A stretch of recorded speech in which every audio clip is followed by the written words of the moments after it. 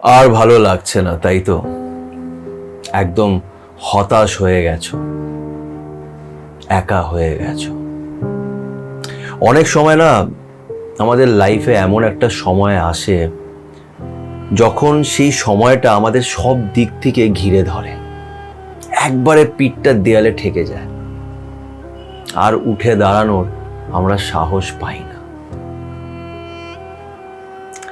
কিন্তু যদি এমন সময় তোমার লাইফে এসে থাকে, তাহলে কিন্তু 100% এটা হতে পারে এই যে উপরে যিনি বসে আছেন উনি তোমার লাইফে আসছেন। ঈশ্বরকে পাওয়া এত সহজ নয়। ঈশ্বর যখন তোমার সাথে কানেক্ট করে, যখন তোমার জীবনে আসেন, তখন তুমি তার আগে অনেক কষ্ট পাবেই। কেন কষ্ট না পেলে তুমি তার ভ্যালুটা বুঝতে পারবে না। এই কষ্ট তোমাকে অনেক কিছু শেখাবে এবং তোমাকে ঈশ্বরের কাছে নিয়ে যাবে। আজকে তোমাদের সাথে আমি এমন 3টে সংকেত শেয়ার করব, যেটা যদি তোমার সাথে এখন হয়ে থাকে তাহলে বুঝে নিও যে ঈশ্বরের সাথে তোমার কানেকশন হতে চলেছে। এই জন্য পজিটিভ থাকো, আর একটু সহ্য করো, একটু ধৈর্য রাখো, আর এর পরেই তুমি সব প্রশ্নের উত্তর পেয়ে যাবে, তুমি ঈশ্বরকে খুঁজে পাবে। আজকের এই ভিডিওটা খুব ইম্পর্টেন্ট, এই ভিডিওটাকে পারলে শেষ অবধি দেখো। আর যারা যারা এখন পর্যন্ত আমার চ্যানেলের সাথে সম্বন্ধকে সাবস্ক্রাইব করনি, তারা প্লিজ একটু আমার চ্যানেলটাকে সাবস্ক্রাইব করে দিও। তো চলো আর সময় নষ্ট না করে আজকের এই ভিডিওটা শুরু করা যাক। দেখো, এই বিষয় নিয়ে আমি এর আগেও ভিডিও বানিয়েছি যে কি করে বুঝতে পারবে তুমি যে ঈশ্বরের সাথে তোমার কানেকশন হতে চলেছে। ঈশ্বর তোমার সাথে এবার একটা ডিপ কানেকশন করতে চলেছে।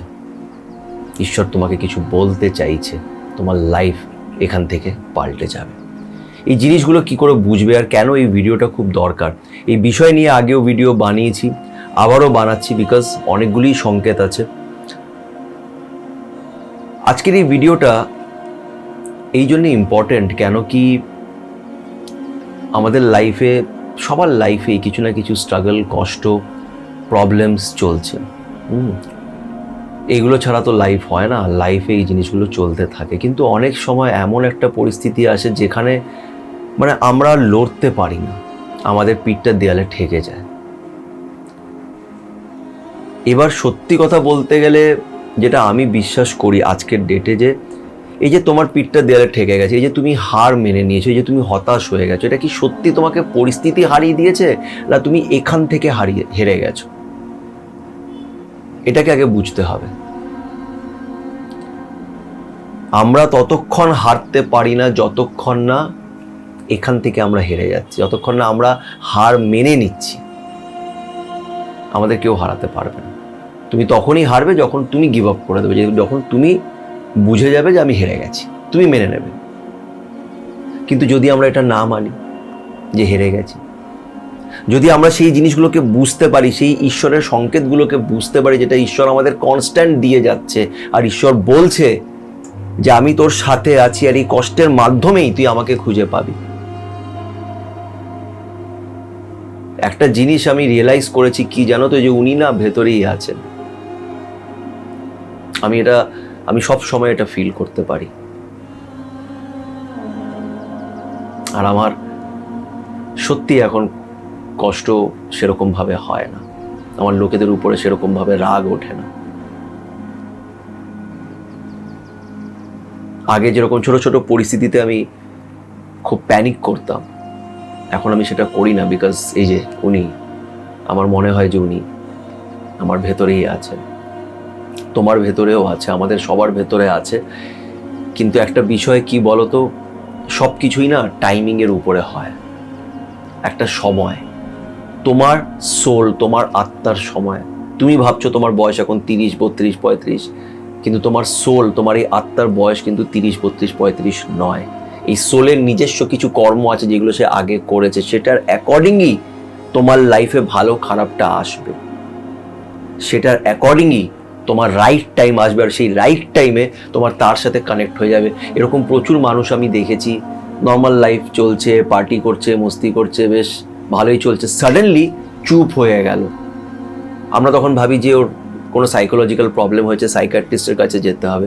বাট না, সাডেনলি চুপ হয়ে গেল, কিছু একটা হলো, অ্যান্ড দেন সেই মানুষটা স্পিরিচুয়াল হয়ে গেল।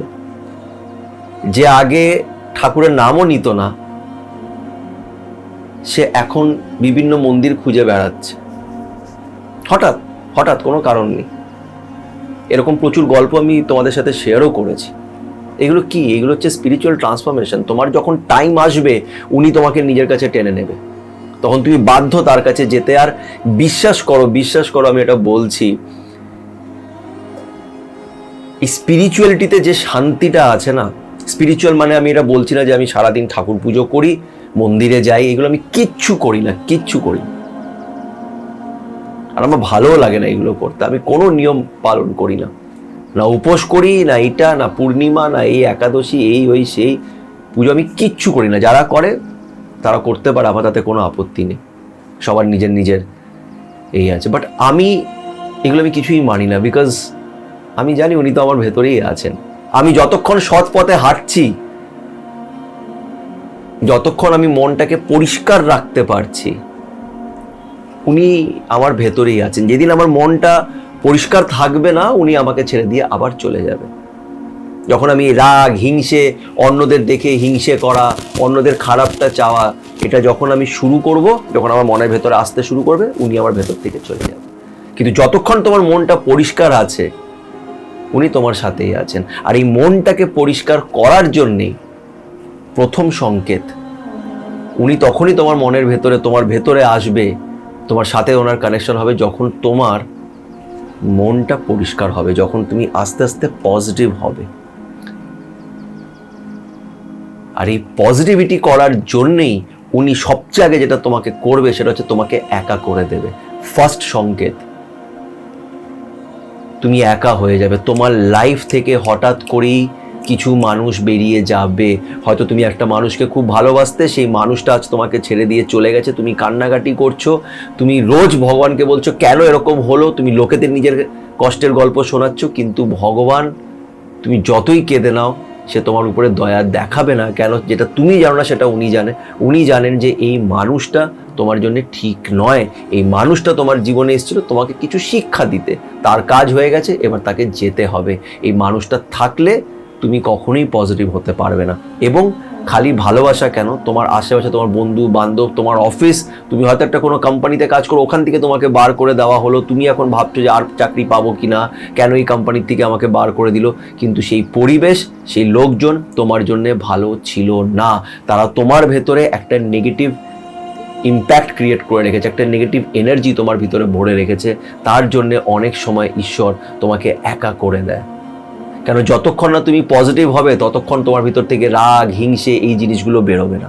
আর এই জিনিসগুলো যদি না বেরোয়, তাহলে ঈশ্বরের ওখানে কোনো জায়গা নেই, ঈশ্বর ওখানে থাকতে পারেন না।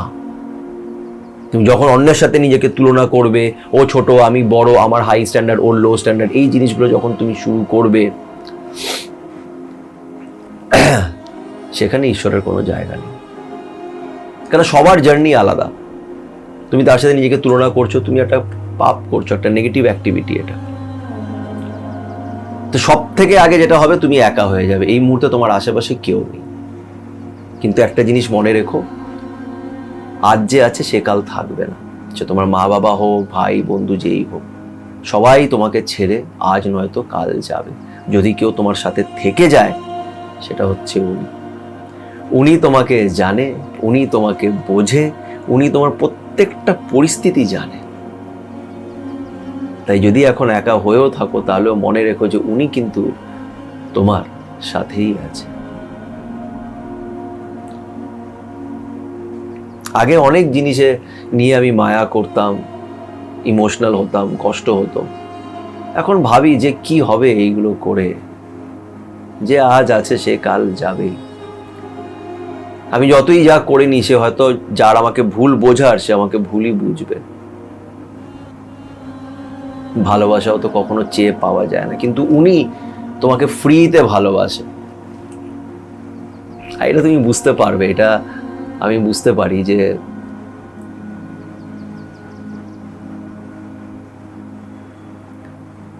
এই যে আমি এই প্লে বাটনটা পেয়েছি 1 লাখ সাবস্ক্রাইবার হওয়ার পরে, এটা সত্যি মানে আমি বিশ্বাস করি যে এটা ওনার গিফট।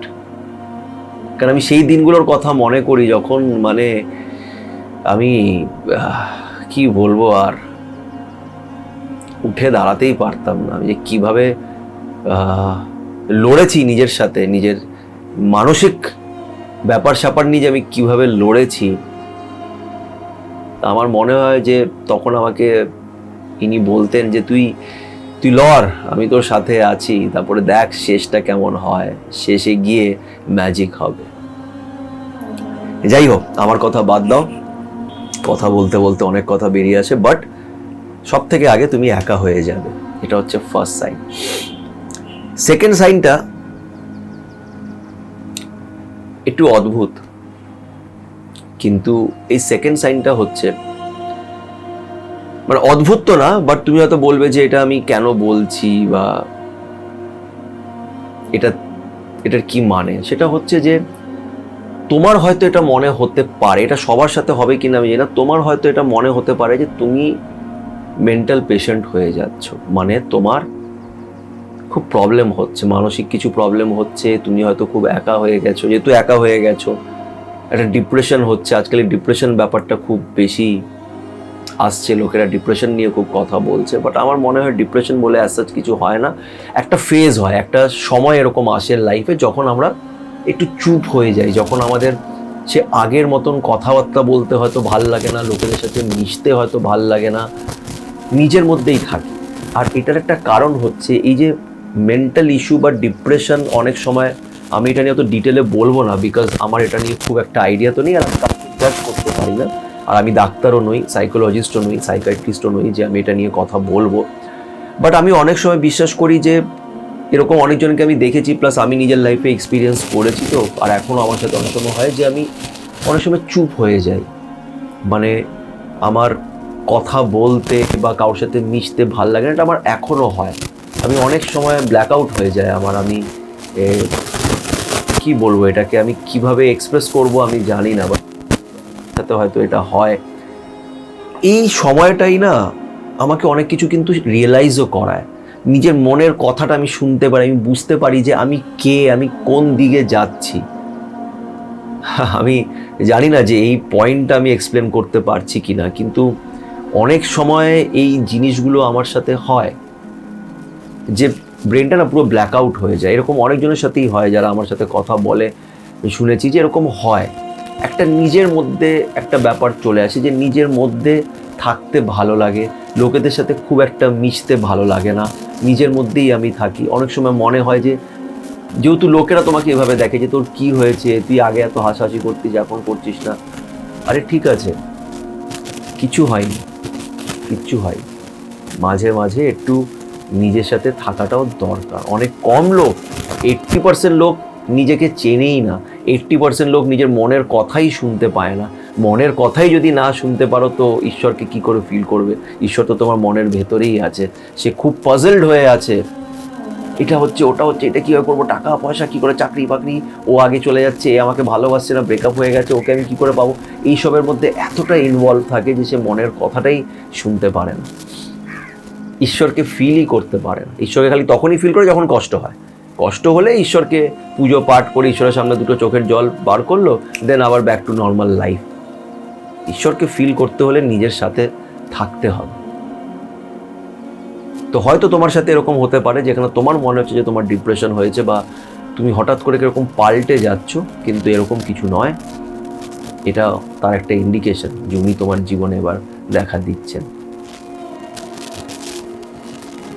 বাট আমি আবারও বললাম যে আমি ডিপ্রেশন বা এগুলো নিয়ে কোনো জাজ করছি না, এগুলো মেডিকেল টার্মস আমি জানি না, বাট এটাও এরকমও হতে পারে যে ঈশ্বর এবার তোমার লাইফে আসছে, এটা ওয়ান অফ দ্য ইন্ডিকেশন। তো পজিটিভ থাকো। আর লাস্ট যেটা হয় সেটা হচ্ছে যে যেহেতু অনেকটাই একা হয়ে গেছো, কষ্ট হচ্ছে, তো ঘুম হয়তো হবে না। আমাকে জানিও কমেন্ট করে, অবশ্যই কমেন্টে এটা লিখে আমাকে জানিও যে তোমার সাথে এরকম হচ্ছে কিনা। ব্রহ্ম মুহূর্ততে সকালবেলা ওই 3:30 থেকে 4টে এই টাইমটার মধ্যে তোমার ঘুমটা ভাঙতে শুরু করে দেবে, ঘুমের একটা প্রবলেম আসতে শুরু করবে, অদ্ভুত অদ্ভুত স্বপ্ন দেখতে শুরু করবে। কিছু স্বপ্ন হয়তো এরকমও দেখবে যেটা হয়তো তোমার মনে হচ্ছে যে হয়তো এটা পাস্ট লাইফ থেকে একই স্বপ্ন রিপিট মোডে তুমি দেখছো। ব্রহ্ম মুহূর্ত এরকম একটা সময় যখন আমরা বিশ্বাস করি যে ইউনিভার্স আমাদের সাথে কানেক্ট করার চেষ্টা করে। কোনো ওষুধ, কোনো ডাক্তার, কোনো সাইকোলজিস্ট, কোনো সাইকিয়াট্রিস্ট তোমাকে ঠিক করতে পারবে না। তুমি নিজেই নিজেকে ঠিক করে নেবে, আর অনেক পজিটিভ হয়ে তুমি আসবে লোকেদের সামনে। যদি তুমি এই সময় ঘুম থেকে উঠে যদি তোমার ঘুমটা অটোমেটিকলি ভেঙে যায়, তা তো 100% তুমি মনে রাখো যে ঈশ্বর, ইউনিভার্স তোমার সাথে কানেক্ট করার চেষ্টা করছে। ওই সময়টাকে ইউটিলাইজ করো, পজিটিভ থাকো, সব নেগেটিভিটি সাইডে রেখে ঈশ্বরকে থ্যাঙ্কস বলো যে উনি তোমার জীবনে এসছেন। আমি কোনো লেকচার দিচ্ছি না, কিচ্ছু না, বাট সবার সাথে এটা হয় না, সবাই ওরকমভাবে ঘুম থেকে উঠতে পারে না। এটা একটা পজিটিভ সাইন। প্রত্যেকটা পজিটিভ সাইন তোমাকে অ্যাকচুয়ালি কষ্ট দেবে প্রথম, কেন ওনাকে পাওয়া এত সহজ নয় না। উনি তোমাকে কষ্ট দেবেন, সেই কষ্টের মাধ্যমেই তুমি ওনাকে খুঁজে পাবে, আর তখন তুমি ওনার ভ্যালুটা বুঝবে। তো এই 3টে সংকেত যদি তোমাদের সাথে ম্যাচ করে থাকে, অবশ্যই নিজের কথা, নিজের মনের কথা আমার সাথে শেয়ার করতে পারো, কমেন্ট করে জানিও। আমি সবারই কমেন্ট পড়ি, রিপ্লাই সবাইকে দেয়া হয় না, এটার জন্য আমি দুঃখিত। কিন্তু প্লিজ কমেন্ট করো, লাইক করো, ভিডিওটি শেয়ার করো এবং পজিটিভ থেকো। যা কষ্ট আছে সেইগুলোকে সাইডে রেখে একটু হলেও নিজেকে এটা বলো যে সব ঠিক আছে, সব কিছু ঠিক চলছে, এটা নিজেকে বলো। আর পারলে ওই ভোরবেলায় 3:30 থেকে 4টের মধ্যে উঠে নিজেকে পজিটিভ ম্যানিফেস্টেশনগুলোকে করো, পজিটিভ কথাবার্তা বলো, তোমার লাইফে যেগুলো ভালো আছে সেগুলোর জন্য থ্যাঙ্কস বলো। তুমি দেখবে তোমার লাইফ পাল্টে যাবে। এর চেয়ে বড় মেডিসিন আর কিছু নেই। তাই পজিটিভ থেকো, তার উপরে বিশ্বাস রেখো এবং সবাই ভালো থেকো।